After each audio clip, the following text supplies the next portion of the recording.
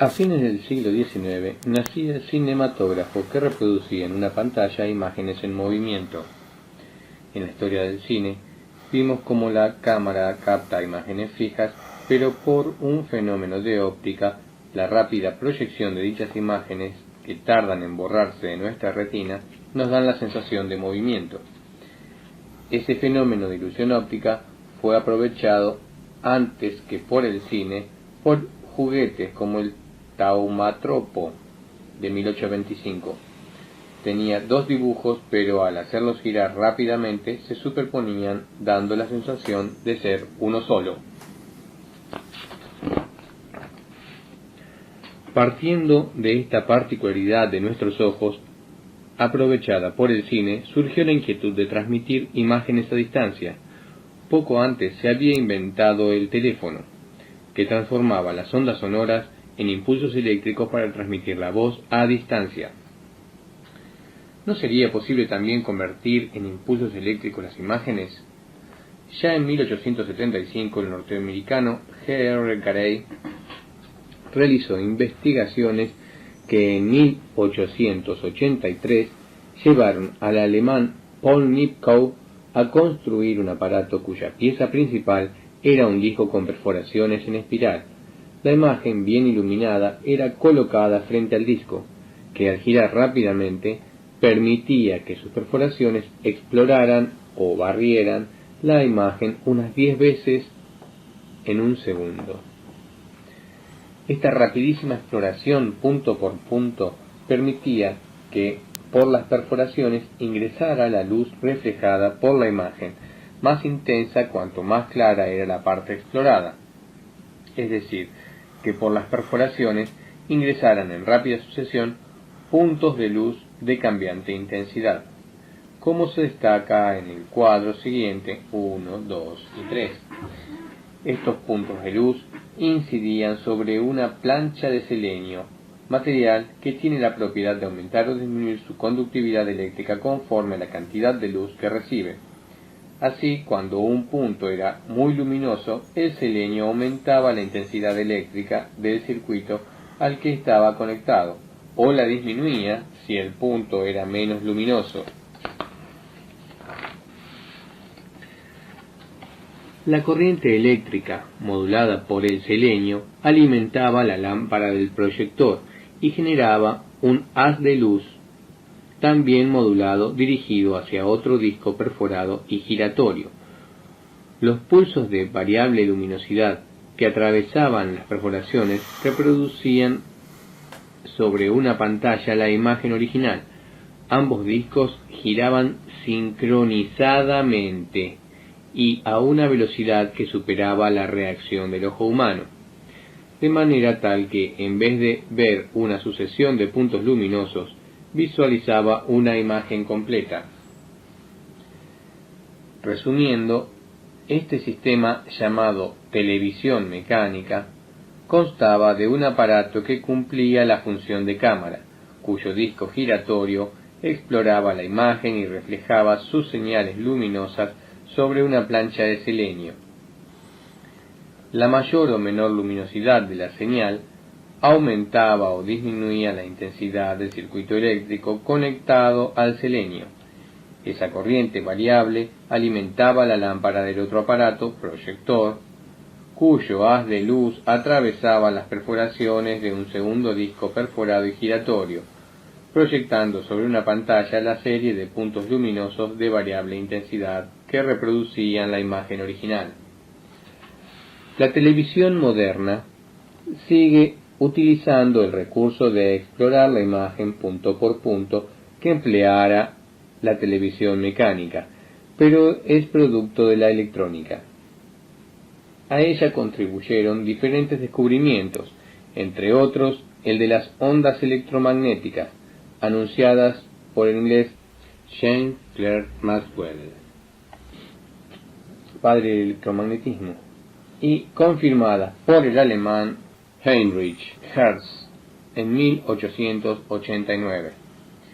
Estas ondas, llamadas hertzianas o de radio, permitieron a Marconi en 1896 la transmisión de un mensaje telegráfico sin cables conductores, pues las señales eran transportadas por las ondas.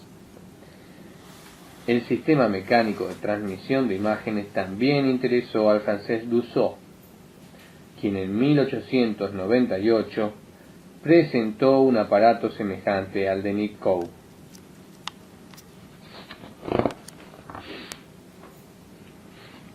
Seis años más tarde, el tubo de Edison fue perfeccionado por John Fleming, rodeando el filamento con una placa cilíndrica que atraía a los electrones cualquiera fuera su dirección y al que llamó diodo. En 1906, Lee de Forest inventó el triodo, otra variedad de tubo electrónico que además de rectificar la corriente, amplificaba los impulsos eléctricos que recibían. Los diodos y triodos, más conocidos como válvulas, significaron un gran avance para la electrónica y su importancia práctica se puso de manifiesto cuando se efectuaron las primeras transmisiones de radio en aquel mismo año. En 1911, el ingeniero escocés Campbell Swinton presentó ante la Sociedad Roentgen de Londres el proyecto de un sistema de televisión electrónica que utilizaba tubos de rayos catódicos para captar y reproducir las imágenes. El rayo catódico, desviado magnéticamente, podía realizar una exploración de la imagen mucho más veloz que la de los sistemas mecánicos, como el de Nipkow, logrando con ello mayor nitidez en la reproducción. Es solo una idea, dijo Swinton al presentar su proyecto, pero en ella estaban las bases de la televisión actual. Solo faltaba que la tecnología pudiera llevarla a la práctica. Y esto se consiguió en 1923, cuando un científico ruso que completó su formación en Estados Unidos, Vladimir Zworykin, patentó su tubo de rayos catódicos al que llamó iconoscopio.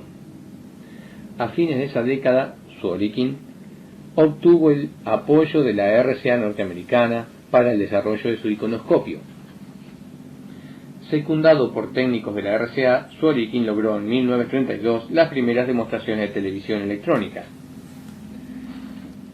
En su parte más ancha, el iconoscopio contenía la placa mosaico 1 y en su cola el cañón de electrones con su cátodo 2 y las bobinas deflectoras 3, encargadas de desviar el rayo electrónico. La placa mosaico era una lámina de mica cubierta de células fotoeléctricas, muy juntas pero aisladas entre sí. Cada célula es un verdadero ojo electrónico. Efecto fotoeléctrico de Einstein. La imagen a televisar muy iluminada era captada por el objetivo que la proyectaba sobre la placa mosaico, generando una carga eléctrica en las células fotoeléctricas, de variable intensidad según la luz que incidía en cada una de ellas.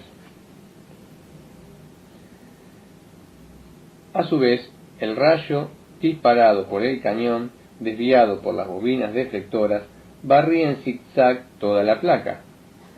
El rayo variaba su intensidad según la carga de la célula, lo que determinaba una variación de la corriente que emitía la placa mosaico, a la que se llamó señal de video.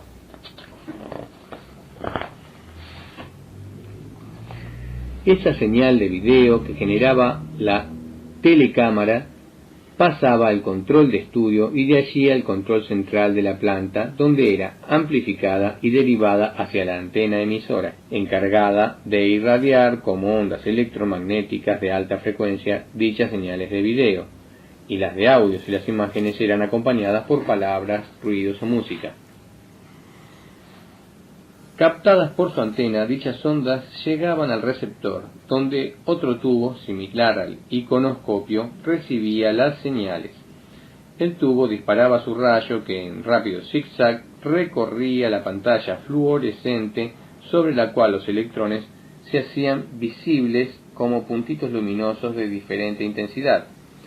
La velocidad con que el rayo electrónico barría la pantalla impedía que el ojo viera la serie de puntos luminosos, captando en cambio la imagen total que formaban sobre la pantalla.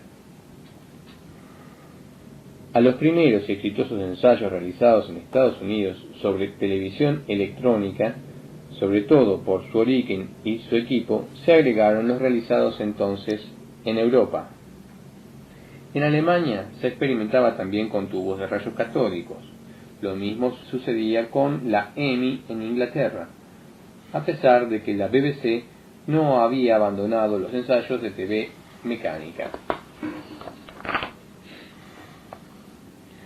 Para entonces, la década de los años 30, la radio se había convertido en importante medio de comunicación masiva, y muchas de las empresas vinculadas a la radiodifusión, como la RCA norteamericana y la BBC y la EMI inglesas, apoyaron las investigaciones para lograr un sistema apto de televisión.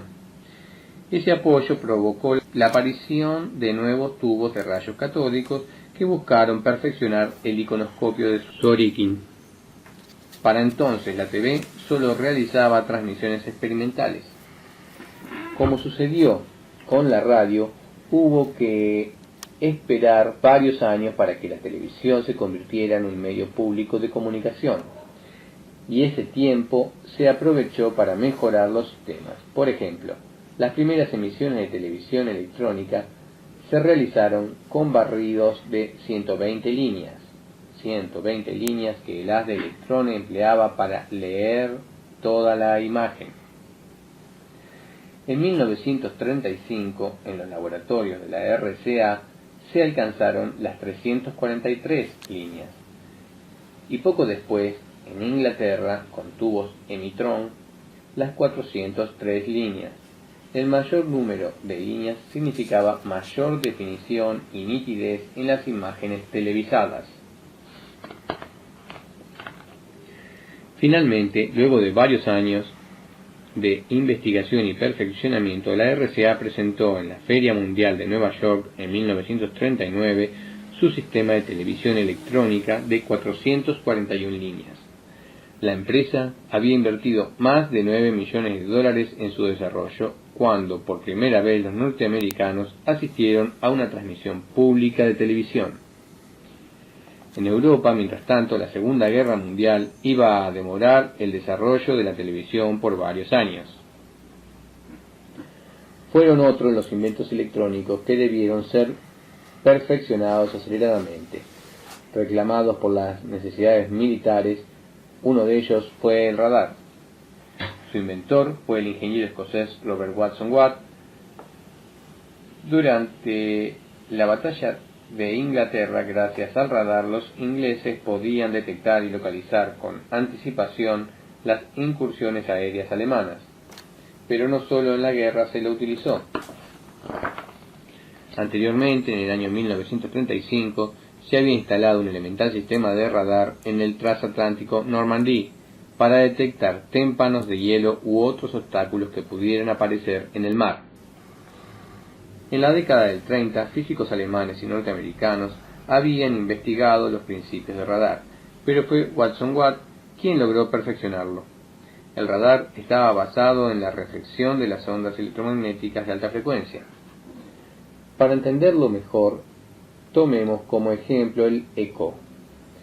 Si lanzamos un grito hacia una montaña, las ondas sonoras de nuestra voz rebotan en ella y vuelven hacia nosotros a una velocidad de 340 metros por segundo, que es la velocidad del sonido, desplazándose por el aire.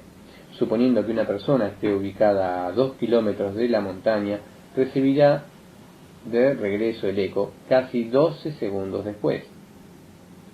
Para escuchar el eco tiene que haber un intervalo mínimo entre el grito y su regreso. Por eso la montaña tiene que estar por lo menos a 17 metros. El principio del radar es similar al fenómeno del eco, solo que en lugar de ondas sonoras emite ondas electromagnéticas que viajan a 300 millones de metros por segundo. Esa extraordinaria velocidad, igual que la de la luz, permite una respuesta instantánea cuando las ondas chocan contra un obstáculo sólido y rebotan de regreso. Este regreso es precisamente la reflexión. Una estación de radar está equipada con un potente transmisor, 1, que genera las microondas, una antena giratoria, 2, que emite y enfoca las microondas en la dirección deseada. Esta antena actúa a la vez como emisora y receptora. Un conmutador, 3, que alterna las entradas o salidas de las ondas en periodos de milésimas de segundo. Un receptor, 4, que recibe y amplifica las ondas que rebotan en el obstáculo y son recapturadas por la antena. Y el tubo Brown, 5, similar a una pantalla de televisión, que transforma las ondas amplificadas en signos luminosos. Las milésimas de segundo que transcurren entre la emisión y recepción de las microondas indica la distancia en la que se encuentra el objeto detectado. Su ubicación es determinada por la posición de la antena y su tamaño por la potencia de las señales luminosas. Interpretar las señales de radar es una tarea de gran especialización y responsabilidad, sobre todo cuando se la utiliza para el tránsito de aviones. De día o de noche, con buen o mal tiempo, el radar es una garantía de seguridad por la información exacta que proporciona. Al mismo tiempo que el radar se perfeccionó otro sistema de detección, el sonar, que emplea ondas sonoras para el rastreo submarino. El sonar, basado en mecanismos semejantes al radar, fue también muy utilizado durante la Segunda Guerra Mundial para detectar peligros bajo el agua, sobre todo a los submarinos enemigos. Pero volvamos a la televisión. A pesar de que su evolución fue también lenta en los Estados Unidos a causa de la guerra, a partir de 1941 comenzaron en ese país las transmisiones regulares. En 1945 había en toda Norteamérica solo 6 canales de TV y apenas 10.000 receptores, pero el fin de la guerra ese mismo año permitió que se multiplicaran las emisoras, los receptores y los espectadores de TV. Ese acelerado desarrollo fue acompañado por el perfeccionamiento del sistema con la aparición de nuevos tubos de rayos catódicos. Muchos comerciantes instalaron aparatos de TV en sus locales, al comprobar que los programas atraían a numerosos clientes. Tiendas, supermercados y bares se convirtieron en lugares de reunión para ver y oír los acontecimientos deportivos o los programas favoritos.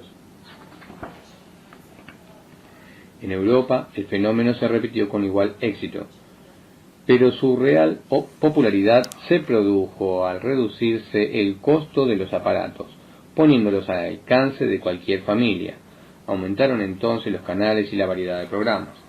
La entrada de ese nuevo aparato en los hogares transformó las costumbres y hasta la forma de vida familiar. La TV se convirtió en un medio masivo de comunicación con programas de noticias, deportivos, shows y teatros, seguidos por millones de personas. La publicidad detectó de inmediato la importancia de este medio, cuyas imágenes llegaban a tantos espectadores, y los avisos publicitarios entraron a ocupar un lugar importante dentro de los programas. El éxito de la TV fue y es un fenómeno universal. Los actores, locutores, animadores y periodistas se convirtieron en verdaderas estrellas. Aparecieron revistas especializadas con comentarios, noticias e informaciones sobre los horarios y características de los programas. Para conocer las preferencias del público comenzó a consultarse su opinión, tal como se hace actualmente. A través de llamados telefónicos, mediante encuestas casa por casa y hasta con aparatos medidores aplicados a los televisores, se obtenían los ratings, que son estadísticas sobre el número de televidentes. A comienzos del año 1950, la TV ya no fue un privilegio exclusivo de las grandes ciudades, gracias a que se instalaron antenas repetidoras o cables especiales llamados coaxiales, que hacían posible que imagen y sonido viajaran miles de kilómetros hasta lejanas poblaciones. En Estados Unidos se inauguró en 1951 una cadena de TV que atravesaba de costa a costa su territorio. desde Nueva York a San Francisco, tal como 90 años antes habían viajado las señales telegráficas de Morse.